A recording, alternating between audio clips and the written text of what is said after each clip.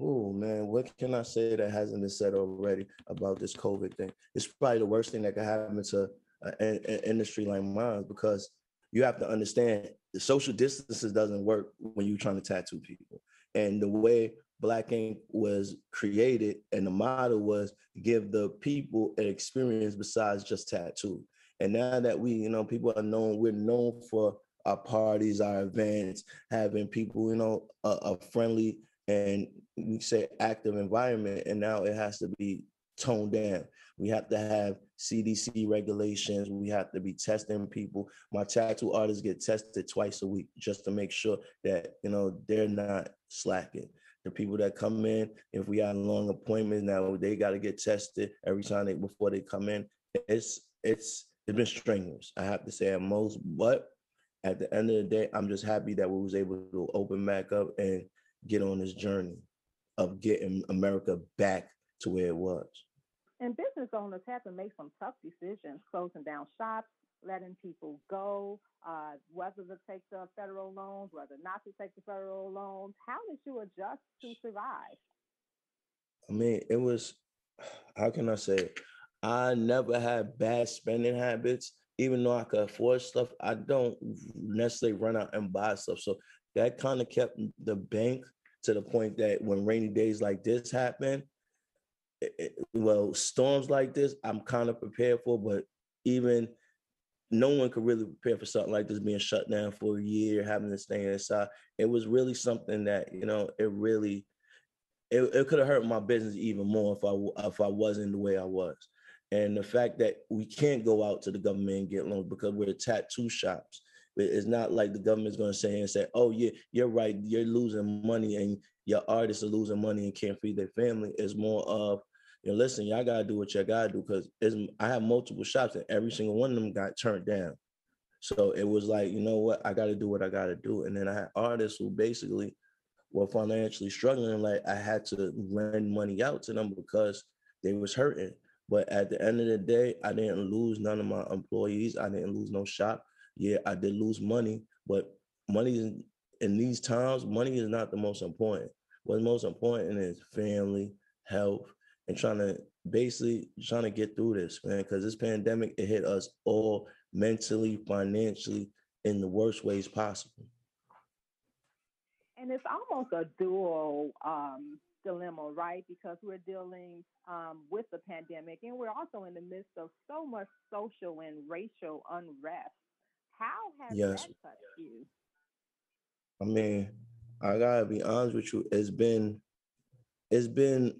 a daunting task, because you sit back and you be like, we've been going through this for generations now. Like this didn't start in our generation, and start the generation before us. It probably goes back to 6, 7 generations. And it's something that America has basically got used to until they seen somebody stand on a black man's neck for 8 minutes and then think that would kill him. It's got to a point that you get a traffic stop and then you have to worry for your life as a black man. And that has been forever, because you guys, any black man, when they get pulled over, how paranoid they is, and their lives is in danger because of somebody who's not trained well. You have to even look at the stats. Like, how many times have cops been killed by a black man, or injured by a black man, or shot by a black man? The force does not equal what's going on. You know what I mean? It's not justified. No black man should be shot in his back because he's trying to run away from cops because he's scared of them in a Wendy's parking lot. It's certain things that is just senseless. And it's to the point that no one's taking a credibility. And that's the worst part of it. We had to have a whole riot across the United States for 4 cops to be tried or charged and tried. And they wasn't even charged by their fellow cops. The public safety commissioner had to charge them and arrest them. It's just showing you how crazy this world is, because y'all just seen these men kill a man, and it took the whole world to sit here and riot before it was anything done. Even now, somebody got killed in the same state, and it's just it's nothing being done. And this is the problem that we're having. It's too much things that's happening and nothing's being done. But if it was us, I hate to say it, but they'll bury us and put us underneath the jail for anything we do. It's just not equal no more.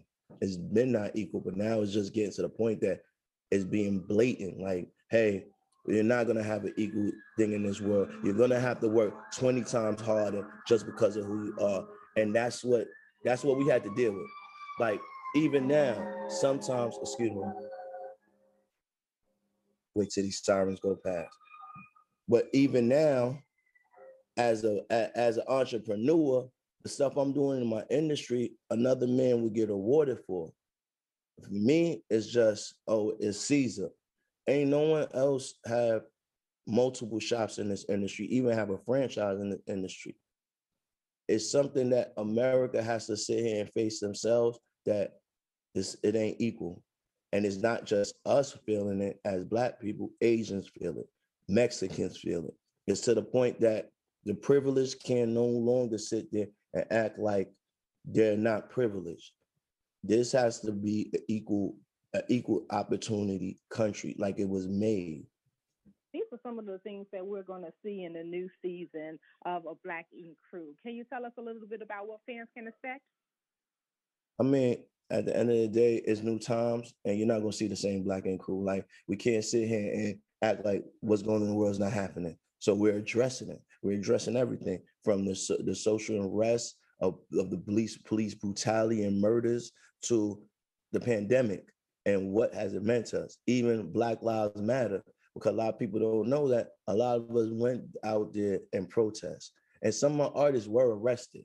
You feel me? And it's something that we all, as as a family, Black Ink family, we feel what's going on with the world. And this whole season is about what's going on in the world, not just us per se, but how we handle what's going on in the world, just like everybody else.